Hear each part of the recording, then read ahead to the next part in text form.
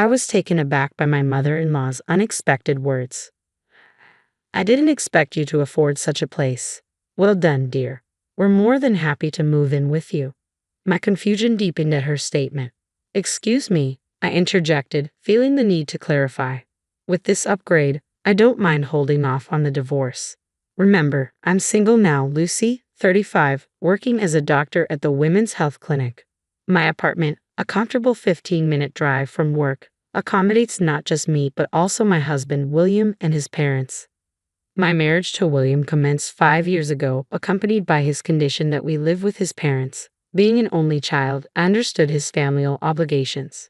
Despite knowing this beforehand, I agreed wholeheartedly. Thus, when we tied the knot, we opted for a larger apartment, embracing life with his parents as part of our domestic arrangement. Initially, when we began our cohabitation, William's parents assured me, "As a doctor, Lucy, you're undoubtedly busy. Leave the household chores to us. Your father-in-law and I will handle everything else while you focus on your work." And true to their word, they diligently managed all cooking, cleaning, and domestic tasks, affording me the luxury of concentrating solely on my professional duties. I assumed William enjoyed the same privileges. However, our dynamic shifted dramatically 6 months later. Abruptly, William resigned from his job. Taken aback, I inquired, "What's prompted this decision? Why quit?" His response was startling. "I believe I've put in my fair share. I need a hiatus before embarking on a fresh start. Besides, even without my income, we won't struggle financially with yours." I countered, "But why such a significant decision without consulting me? You can't guarantee finding another job. What if something happens to me?" His reply was dismissive. "There's no need for pessimism. We have savings to fall back on." Attempting to reason, my mother-in-law intervened. "Now, Lucy, don't be too hard on him. William has toiled diligently thus far. A break is well deserved. Wouldn't you agree? You can compensate for his absence by working a bit harder." Stunned into silence, I pondered the unfairness of her suggestion. My workload was already demanding, and it seemed ludicrous to imply that I should bear the brunt of our financial responsibilities while William enjoyed a respite. After all, I too faced challenges. Upon hearing my retort, my mother-in-law's expression shifted abruptly. With raised eyebrows, she retorted, "Let me remind you, Lucy, you're not the sole one grappling with difficulties here. While you were at work, your father-in-law and I were tending to the household tasks alongside our own jobs without respite. If you insist on such talk, we'll cease our contributions to the household. From now on, you're on your own." Her words struck me dumb. With that declaration, my mother-in-law and William exited the room, heading to the living room to watch TV. Thus began my solitary struggle to juggle both household chores and my job. No one else would lift a finger to help. Takeout meals became a regular occurrence, likely to stave off hunger in their absence of cooking. However, their preferences leaned towards pricey options like sushi, leading to mounting demands for increased funds to cover food expenses. "Lucy, ensure there's enough money for our meals. Are you aiming to starve us?" they plead. Even when I urged restraint, my mother-in-law would counter, "How heartless to suggest scrimping on food when we're confined at home with no other indulgences.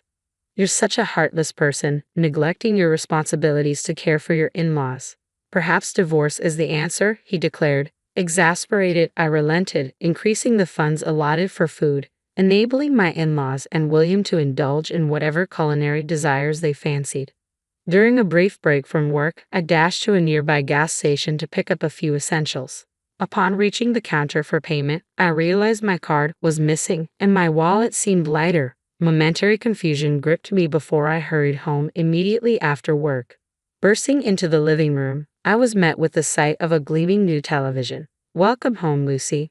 "Back so soon," chimed in William, his voice laced with fond innocence. "Isn't it splendid, Lucy?" added my mother-in-law, their faces adorned with sinister smirks. "What's this? How did you manage to afford this?" I questioned, baffled by the sudden splurge. "We had savings, obviously." "Savings," came the casual reply.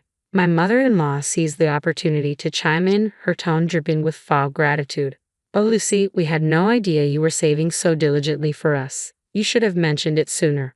With your dutiful contributions, we can now enjoy even more luxuries. You've finally proven your worth as a daughter-in-law." Spotting my card on the table, I exclaimed, "Wait, did you use my savings? And how did you obtain the PI?" Their response was dismissive. It's simple to deduce. After all, we're family, my mother-in-law asserted with a satisfied grin. Using William's birthday as the PIN shows your affection for him, she added, seemingly pleased with her deduction. I didn't choose the PIN with William in mind. It simply remained unchanged since our marriage. And my feelings towards William are not as they once were, I confessed. Unfazed, both my mother-in-law and William continued their audacious demands. You haven't fulfilled your duties as a daughter-in-law thus far. There's no need to make a fuss over this. Your obligation is clear. Hand over your savings to us quietly. We expect $3,000, no, $4,000 monthly from now on. Don't try to hide your earnings. Ensure we receive our fair share, they insisted. Incensed by their shameless demands, I snapped back. This isn't a joke. Why should my hard-earned money line your pockets? If you desire funds, earn them yourselves. This applies to you both, mother-in-law and father-in-law.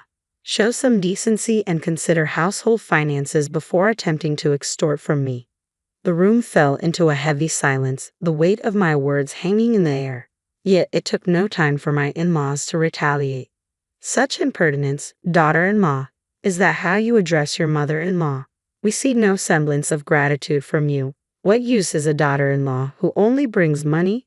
Your audacity is beyond belief. There's a line you've crossed, my father-in-law seethed. William, unable to contain his frustration, stormed off to his room, though he soon returned with a piece of paper in hand. Here, he thrust it towards me. It was a divorce decree. To my disbelief, not only was William's signature present, but also those of my in-laws as witnesses.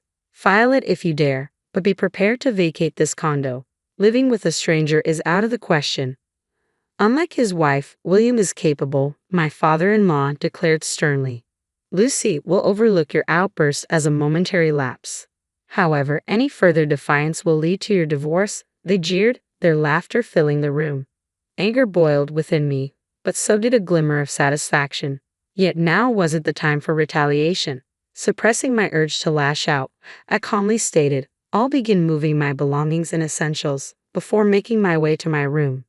My in-laws and William wore expressions of bewilderment. Did they believe I'd beg for forgiveness at the mere mention of divorce? How naive. The divorce papers, complete with signatures, served as a stark reminder of their intentions. Swiftly, I gathered my belongings and declared, I'm leaving. Don't expect me to come to your aid, even in times of trouble. With that, I departed our condo, the divorce papers securely in my possession, seeking refuge in a nearby business hotel for the night. Taking swift action, I canceled the card William had utilized online. Upon checking my balance, I discovered that the once plentiful account, boasting over $10,000, now contained a mere $3,000. Curiosity piqued, I pondered over their extravagant expenditures. However, my savings weren't limited to that account alone. As a precaution, I had sizable reserves in 2 other accounts linked to them. Though stunned to see $7,000 vanish, I deemed it a necessary sacrifice to sever ties with that family. The following day, I wasted no time and headed straight to the city office to submit the divorce papers. With a sense of relief, I watched as they were duly accepted. To assure the finality of the matter, I double-checked my family register certificate, confirming my newfound status as a divorced individual. At last, I had severed ties with that troublesome mother-son duo. While the urge to rejoice surged within me, I remained composed, knowing there were still tasks at hand.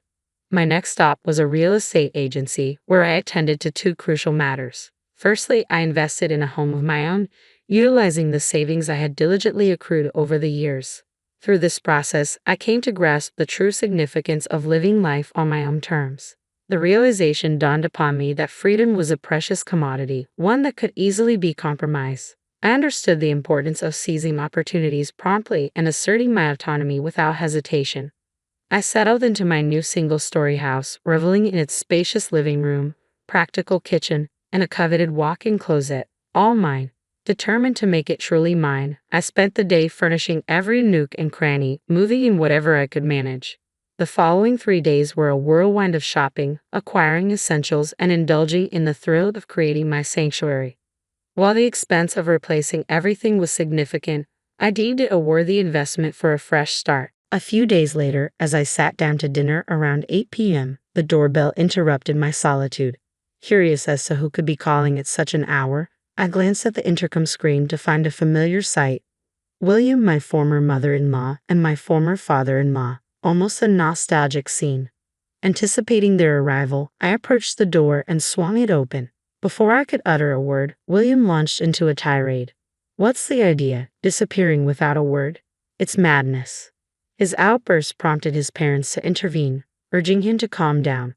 William, take a breath. We agreed to discuss this calmly later, remember? His mother interjected soothingly. Exactly. Look at this place, isn't it fantastic? It's far more spacious and inviting than our cramped condo, his father added, attempting to diffuse the tension.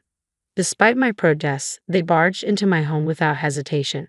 Hold on, you can't just waltz in here uninvited, I objected, but my pleas fell on deaf ears. Enough.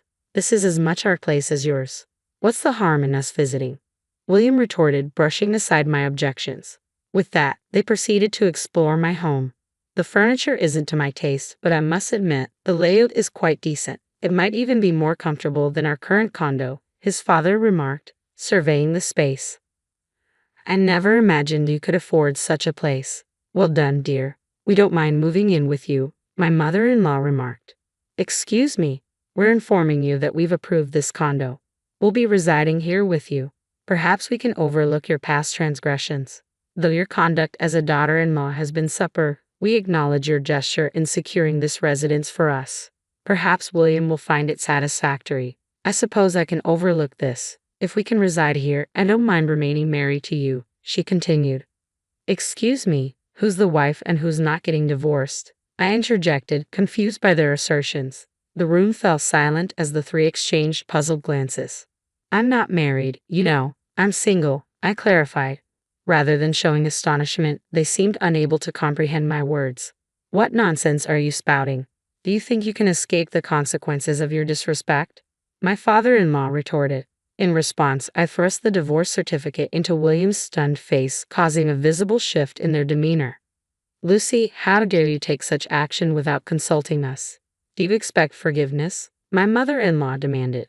Yes, I do. After all, you provided it to me for that purpose, didn't you? I replied calmly. Lucy, how dare you take such action without consulting us? Do you expect forgiveness? She repeated, her tone growing more agitated. Forgiveness. Your names were clearly stated on the divorce notice, weren't they? Including your names implies a decision was made, doesn't it? You were the ones who initiated the divorce papers, weren't you? William explicitly instructed me to file them if possible, so I did. What's the issue? Upon my firm stance, the three fell silent, their faces flushed with embarrassment. Undeterred, I decided to push the matter further. Let's not forget, you're the ones who kicked me out.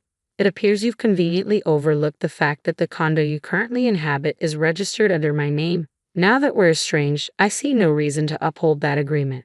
Hence, I've terminated it. If you fail to vacate within a week, I'll have you forcibly removed from the premises, I declared. Their expressions quickly shifted from anger to shock, their faces draining of color. With determination, I executed my final move. Dialing a number on my phone, I addressed the receiver. Hello. I regret to inform you that there are trespassers in my home. Yes, 3 individuals who have forcefully entered my property. Please dispatch assistance immediately. The address is. I had summoned the police. As their protests rang in my ears, I remained resolute. Don't assume you can escape consequences. One of them exclaimed. What kind of daughter-in-law are you? It's appalling to involve the authorities in family matters. Remember this. Another added, their words a futile attempt to deflect accountability. With their parting remarks echoing in the air, each swiftly departed from my home. As I had repeatedly stated, I was indeed single. Finally, my battle had drawn to a close. I had braced myself for potential retaliation, expecting them to target me at the hospital where I worked.